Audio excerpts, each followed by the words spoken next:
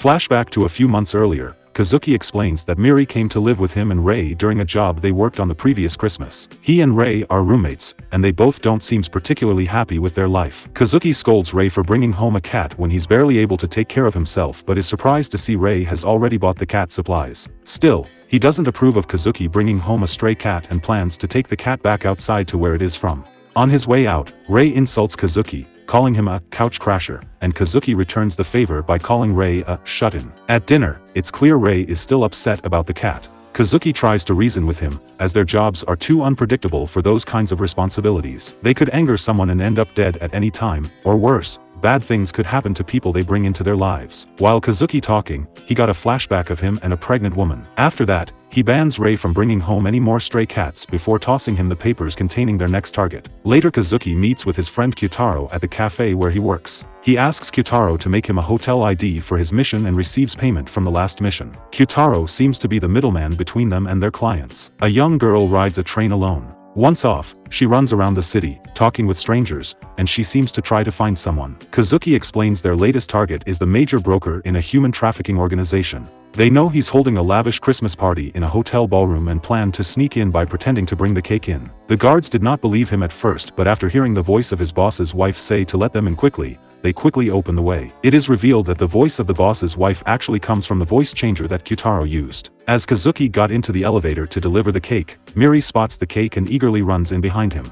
She begins to address Kazuki as Santa, and asks if he will grant her wish of meeting her father. Hearing that Kazuki playing along, he tells her that he will bring her father to her if she listens to him. She then agrees, but the moment the elevator doors open, she runs off, causing suspicion. Rei is forced to shoot the bodyguards from where he is hiding, which is under the cake trolley. As Kazuki runs after Miri, Rei runs down the hallway to take out the other guards. He manages to snipe them both while hiding behind protruding sections of the hallway. Once the guards are down, Rei, Kazuki, and Miri all bust into the Christmas party. The guests run out terrified. Kazuki loses Miri in the crowd, only for her to show up next to their target, asking him if he is her father before he takes her hostage. Kazuki then tosses the dessert up to the sky to distract them and runs up to save her, tearing off his beard and declaring himself her father, while Rei shoots the guards. While Kazuki catches Miri, Rei shoots the target in the head and then leaves. Once the mission is over, Kazuki and Rei end up bringing Miri home. Rei calls Kazuki out for being able to bring home a child when he wasn't allowed to keep his cat. Poor Rei. The episode ended with Kazuki looking at the photos in Miri's bag, which reveal that the father that Miri is looking for is none other than the target that they just killed. Over breakfast, Kazuki reads the note Miri's mom sent with her on her search for her father. In her note, she says she resents the man for leaving her when she was pregnant and requests him to raise their daughter. In the note, she also said that if he doesn't want his wife to find out, he better pay back child support plus extra compensation. Kazuki and Rei wonder what they should do next. Kazuki said that they can't take her to the cops because she saw what happened on that night. They then decided they should send her back to her mother before realizing they don't know where she lives. When they ask her where she's from or how she got there, she can only respond with useless answers. The only helpful information she provides is that her mother sings at her job. Kazuki decides to see if his friend Kyutaro can dig up anything. Kazuki suggests that Rei should stay at home with Miri, but he insisted on going too, leaving Miri at home alone. When Kyutaro seeing them, he surprises that Rei is coming too. After that, Kyutaro scolds them for the scene they made at the Christmas party, saying he can't always cover for them. Still, he gives them their payment and offers them another job, which they promptly accept. Asking about Miri's father proves to be more difficult, as Kazuki tries to get information without insulting Kyutaro's research skills. After seeing that Kyutaro say that he misses things sometimes and he assures that he will look into it. As they leave Kyutaro's coffee shop, a mysterious man walks in. He tells Kyutaro that he will be in town for a while and if any jobs come up, contact him. Rei and Kazuki return home to find the lights off and the furniture in shambles. They immediately assume someone has broken in, only to find Miri playing hide and seek in the office. Over dinner, Kazuki reads up on their latest target, who is a drug kingpin. He lives in a mansion with top-notch security, which are difficult for them kill him. Miri proceeds to run to the hallway to play hide and seek. When Kazuki tries to caught her, it suddenly gives him an idea about how to break into their latest target's mansion. After gathering supplies for their mission, Rei and Kazuki prepare to leave but have no idea what to do with Miri. Kazuki attempts to bribe her with snacks, which is work at first, but when they close the door and ready to go, she cries so loudly that even the neighbors hear. Kazuki got no choice but to bring her along. The plan for this mission is to seal the front door escape route, make the target think that their house is no longer safe, so their only option for escape is via the water. Kazuki and Rei will be waiting for the target to come out near the surrounding water. Kazuki pretending to be there to fix the security system. Of course, just when Kazuki is about to enter, Miri honks the horn. She says she has to pee, but he encourages her to hold it while heading to the house to continue the mission. In the security room inside the target mansion, Kazuki manages to knock the guy out, then he turn off all of the security camera inside the mansion. While Kazuki plants the bomb throughout the target's mansion, Miri rings the doorbell, asking the man who answers the door if she can use the bathroom.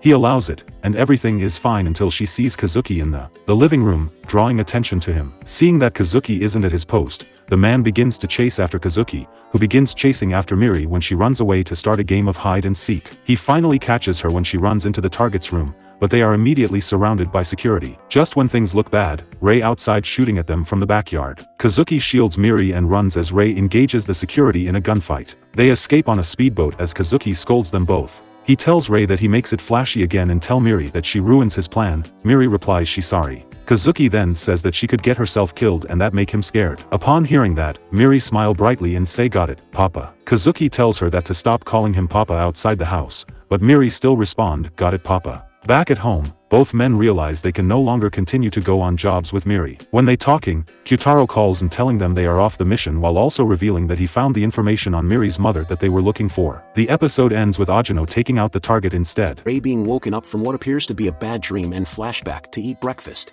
Over a bowl of cereal, Kazuki informs him that he's going to see Kyutaro about Miri's mother. Rei asks if he'll really be able to give Miri up after seeing how close they are, but Kazuki says he can't take care of a kid because of the type of lives they live. Kyutaro isn't pleased to see Kazuki but still gives him the information. He hints at knowing about Miri, although he doesn't say so directly. Not wanting to sleep alone, Miri searches for Rei only to find him asleep in the tub.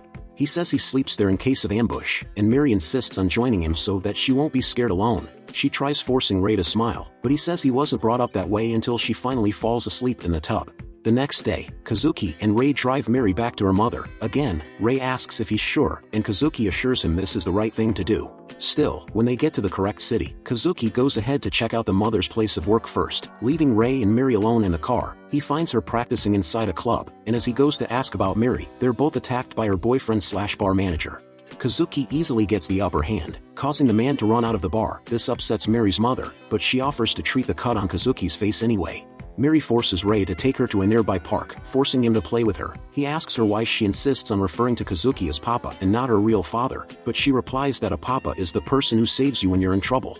This causes Rei to think back to his own father, who used to ruthlessly train him for his future with questionable tactics and preferred to be called boss. As he comes to, Rei realizes he has lost sight of Miri. Back at the bar, Kazuki mentions Miri, causing Miri's mother to think he came here on her birth father's behalf. When he says he took Miri in, her mother tells him it does not matter as she and her daughter are no longer anything to one another. As Kazuki grows upset, Miri's mother reveals that she was taken advantage of when she conceived Miri, and the child was never wanted. She admits how much she could not stand her daughter's pleasant nature, causing Rei to scold her more, but she only laughs at him for not understanding. She says she was never interested in having a family, no matter how much he tries to convince her that sacrificing yourself is one of the joys of parenthood. It's always the ones with the loftiest ideals, who bring the greatest misfortune to their families, she warns him, prompting a flashback in Kazuki's mind to a terrible explosion. As she grows more frustrated, Kazuki leaves after dropping his business card on the table. Rei searches for Miri, finally spotting her speaking with a couple of police officers who think she's lost. He hides behind a tree, about to let them take her in when she calls out to be saved by her papa. He turns around then, goes to the police, and introduces himself as such, which surprises and delights Miri as she runs into his arms. On their way back to the car, they meet up with Kazuki. Miri runs into his arms, excited to tell him about spending the day playing with Papa Rei. Rei wonders what's next, and Kazuki says they should grab dinner on the way home, confirming it will be a dinner for 3. The episode ends with them eating dinner before Miri forces them all to sleep in the same bed together. How was the video? We hope it was good. If so, please check these videos. Also, please comment down your thoughts and your suggestions for future videos. If you haven't already, please consider subscribing now to show the support to our channel. We hope to see you soon with another video right in this channel. Have a nice day.